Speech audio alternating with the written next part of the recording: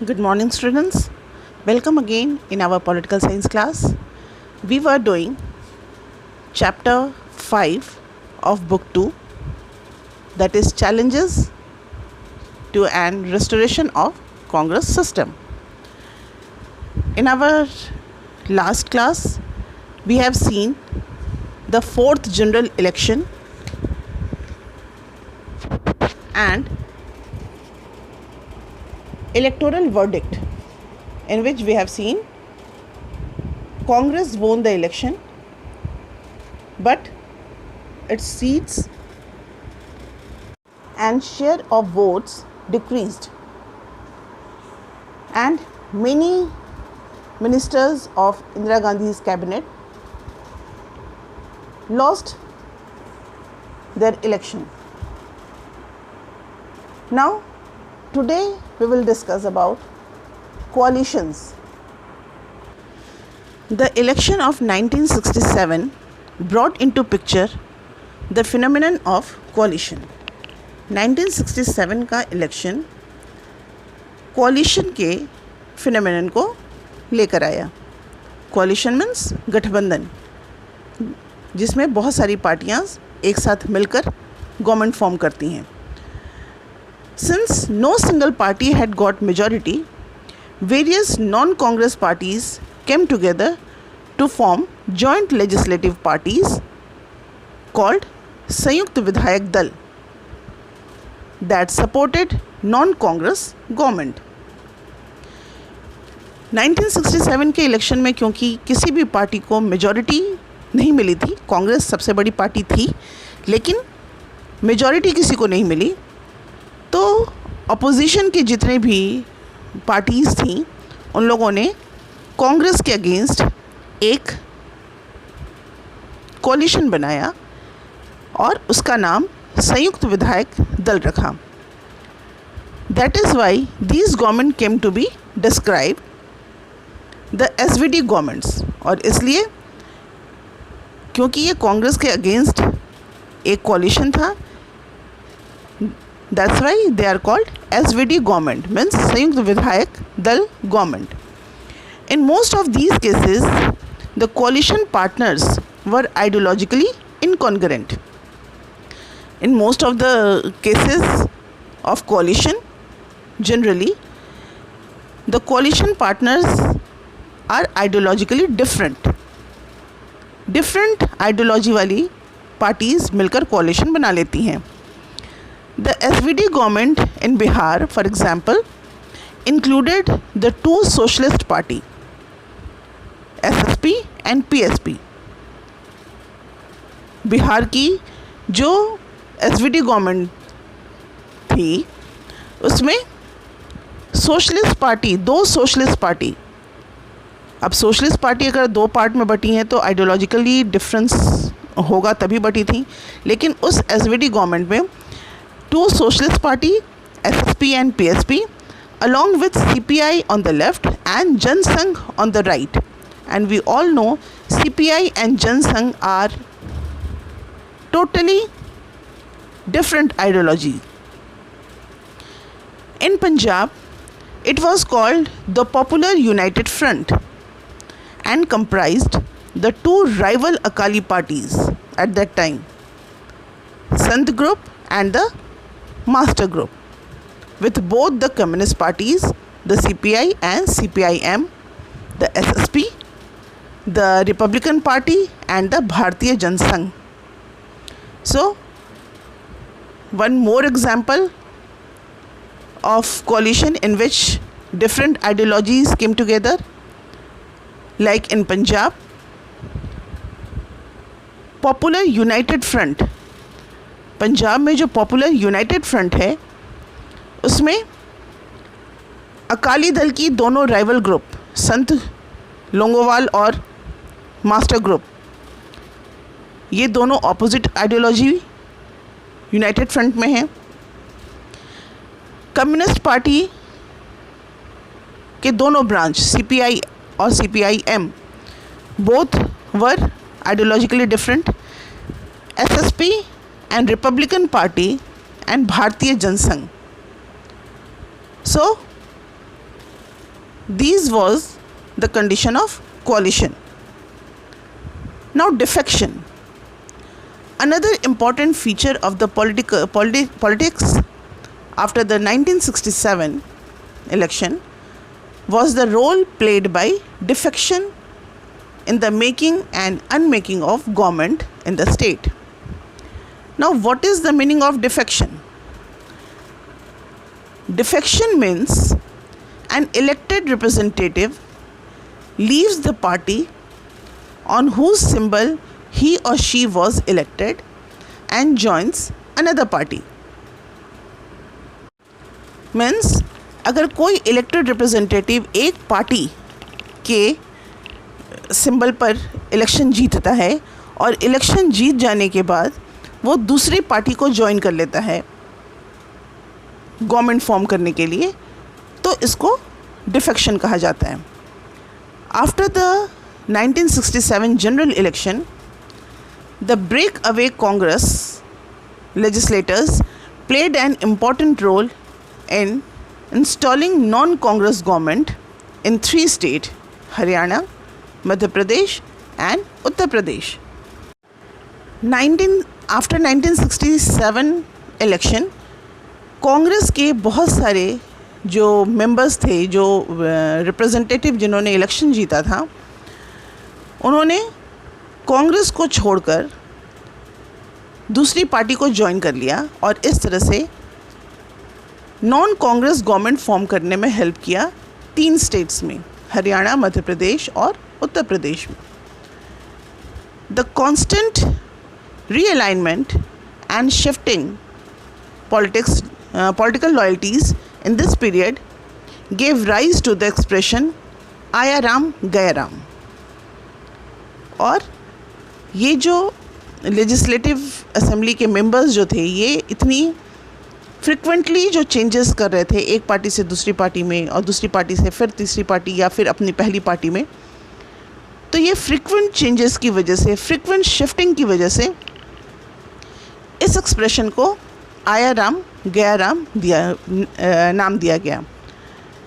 And now it's very important to discuss the story of Aya Ram and Gaya Ram here. The expression Aya Ram Gaya Ram became popular in the political vocabulary in India to describe the practice of frequent floor crossing by legislators. ये आया राम गया राम जो ये एक popular हुआ expression, वो India के जो पॉलिटिकल सिस्टम में जो लेजिस्लेटर्स थे वो इतनी तेज़ी से एक पार्टी से को छोड़कर दूसरी पार्टी को ज्वाइन कर रहे थे, तो उसको डिस्क्राइब, उस प्रैक्टिस को डिस्क्राइब करता है. Literally translated the terms meant Ram came and Ram went. आया राम गया राम का mean Ram came and Ram went. The expression originated in an amazing feat of floor crossing achieved by Gaya Lal, an MLA in Haryana. अब हरियाणा में एक MLA था, नाम था गया लाल. In 1967, he changed his party twice in a fortnight from Congress to United Front back to Congress.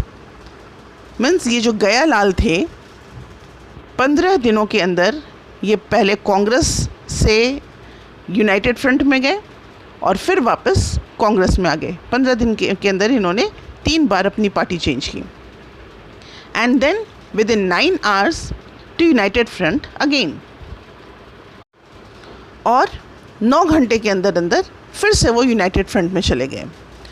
It is said that when गया लाल declared his intention to quit the United Front and join the Congress leader Rao Birendra Singh brought him to Chandigarh press and declared Gaya Ram was now Aya Ram.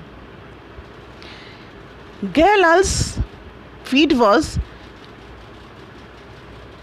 in the phrase Aya Ram Gaya Ram, which became the subject of numerous jokes and cartoons.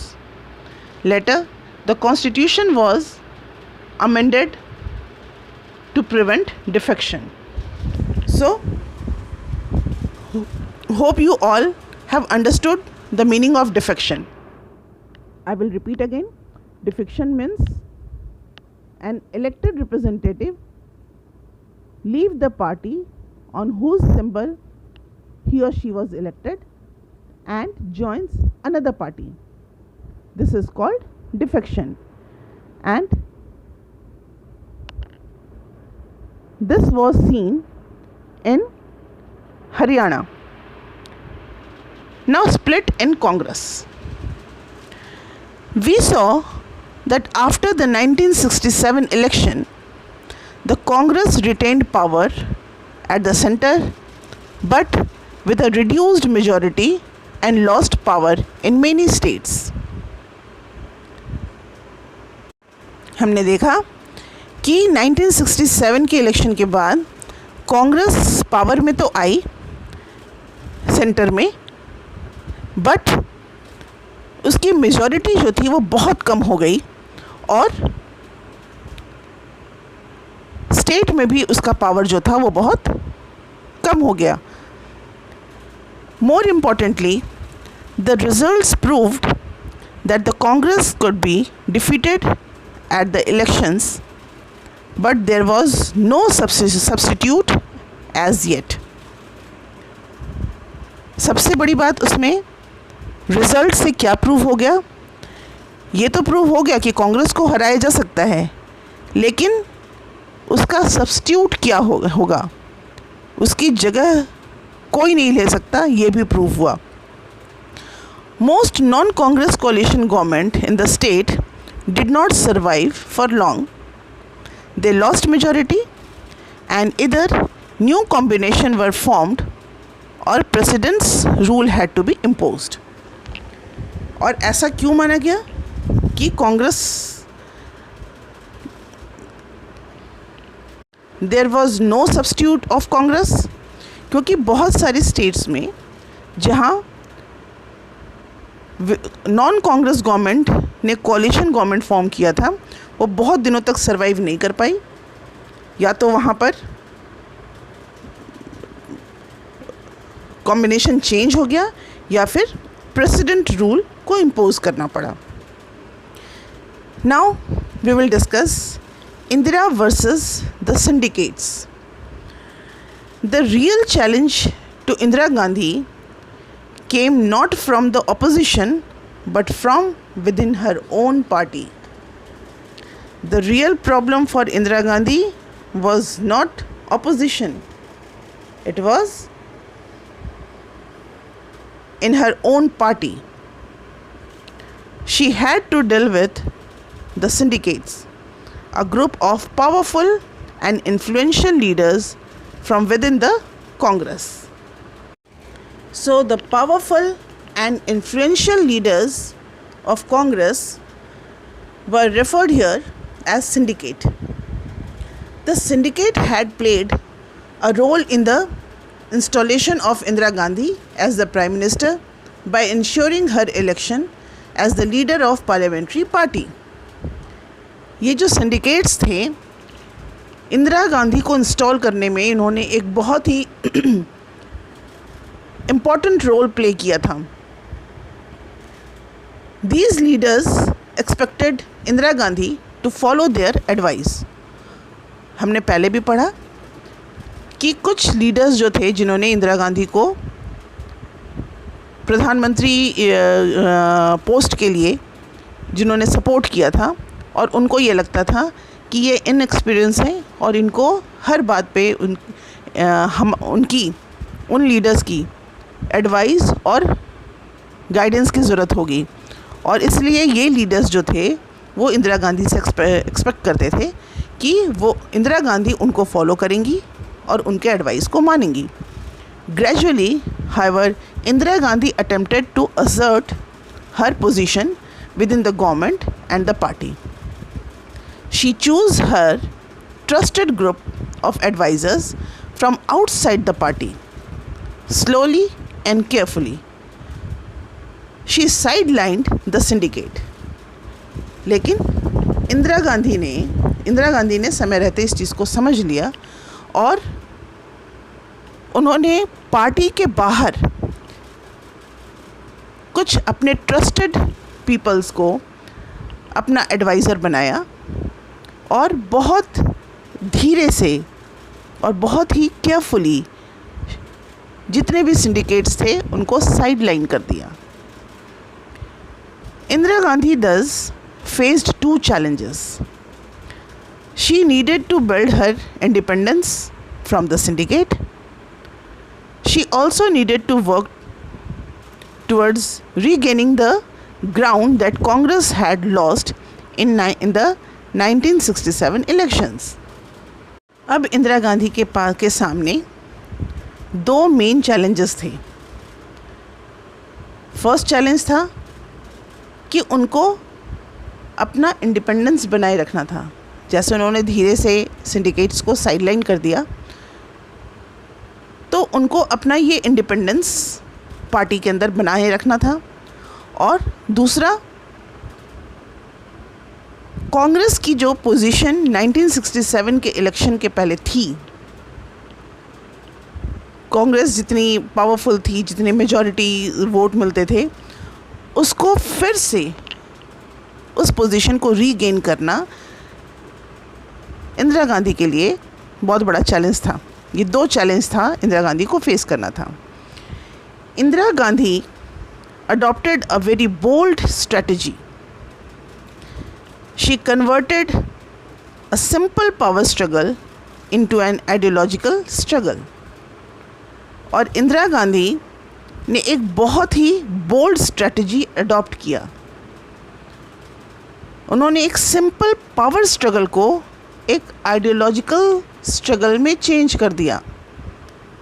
It's very important, keep in mind that Indira Gandhi adopted very bold strategy and she converted a simple power struggle into an ideological struggle. एक मामूली से power struggle को, एक struggle जो power के लिए था, सत्ता में आने के लिए था, उसको उन्होंने आइडियोलॉजिकल स्ट्रगल, वैचारिक स्ट्रगल में चेंज कर दिया। She launched a series of initiatives to give the government policy a left orientation.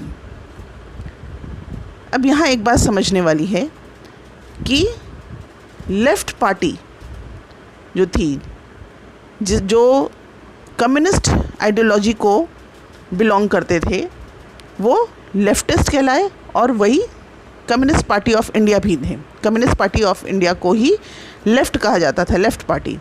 और उनका मेन जो मोटिव था, उनका ऑब्जेक्टिव जो था, वो था upliftment of poor people and bring equality among them. Indira Gandhi ने भी बहुत सारे ऐसे इनिशिएटिव्स लॉन्च किए जिसने उनकी पॉलिसी को लेफ़्ट की पॉलिसी की तरह चेंज कर दिया। मतलब उन्होंने लेफ्टिस्ट की पॉलिसी को एक तरह से अपना लिया। She got the Congress working committee to adopt a 10-point programme in May 1967। एक 10-point प्रोग्राम उन्होंने लॉन्च किया, अपनी कांग्रेस वर्किंग कमेटी को अडॉप्ट करने को कहा। This programme included social control of banks, nationalization of general insurance, ceiling on urban property and income, public distribution of food grains, land reforms, and provision of house sites to the rural poor. अब क्या हुआ, main opposition party जो इंदिरा गांधी को किन मुद्दों पर oppose करती थी, पुअर्स के अपलिफ्टमेंट को लेकर वो शो करती थी कि वो दे ऑल आर मसीहा of poors. But Indira Gandhi ने उनकी सारी पॉलिसीज़ को अडॉप्ट कर लिया और पुअर्स के अपलिफ्टमेंट के लिए बहुत सारे ऐसे स्टेप्स उन्होंने लिए। और उन सारे स्टेप्स में कई सारे जो उनके प्रोग्राम थे, उसमें सबसे पहला तो था कि बैंक को उन्होंने कंट्रोल किया और बैंक को नेशनलाइज किया, जिससे कि पुअर्स को क्रेडिट प्रोवाइड किया जा सके, लोन प्रोवाइड कराया जा सके। जनरल इंश्योरेंस का भी नेशनलाइजेशन हुआ। अर्बन प्रॉपर्टी की सीलिंग हुई और पब्लिक डिस्ट्रीब्यूशन सिस्टम अडॉप्ट किया गया, जिससे कि लोगों को फूड ग्रेन्स प्रोवाइड कराया जा सके कम कीमत पर। और लैंड रिफॉर्म प्रोविज़न्स जो हैं वो बनाए गए रूरल पुअर के लिए।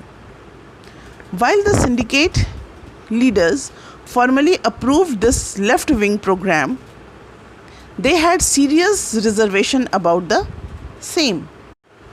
हालांकि पार्टी में जो सिंडिकेट्स थे उन्होंने फॉर्मली लेफ़्ट विंग प्रोग्राम को अप्रूव तो कर दिया, लेकिन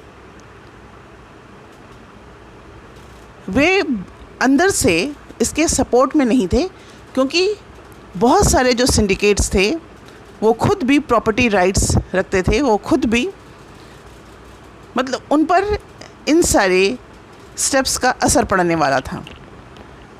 सो we have seen Indira Gandhi's